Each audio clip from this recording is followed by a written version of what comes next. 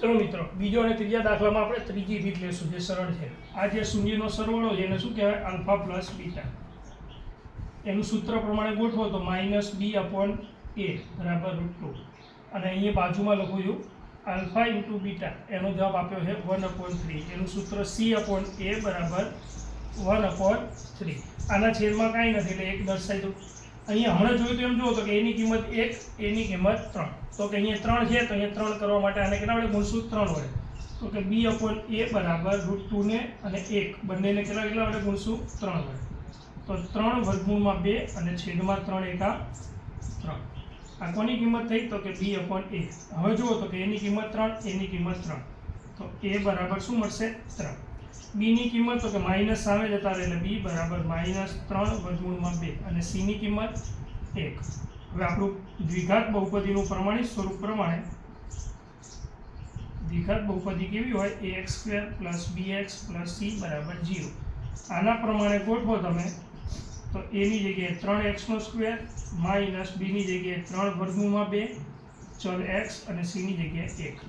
અહીં k લખો તો લખી દેવાનો જેથી કરી જોવાવાળાને ખબર પડે કે કોઈ પણ અચળાંક વડે ગુણવાથી કોઈ ફરક પડતો નથી। ચલો મિત્રો તો આટલું કરશો એટલે તમારી દાખલાનો જવાબ મળી જશે, બીજું કંઈ તકલીફ પડશે નહીં।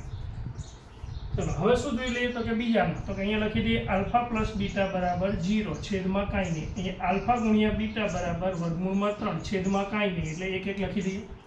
હવે જો બંનેનો છેદ અહીંયા સૂત્ર લખી દઈએ કે -b/a બરાબર 0 ના છેદમાં 1 c/a બરાબર √3 ના છેદમાં 1। હવે a ની કિંમત 1 તો એ સીધું લખી દઈએ a બરાબર 1, b ની કિંમત 0 એને નિશાની ના હોય અને √3। પ્રમાણિત સ્વરૂપ પ્રમાણે દ્વિઘાત બહુપદીના ax² + bx + c બરાબર 0 પ્રમાણે a ની જગ્યાએ 1x², b ની જગ્યાએ 0x અને c ની જગ્યાએ +√3।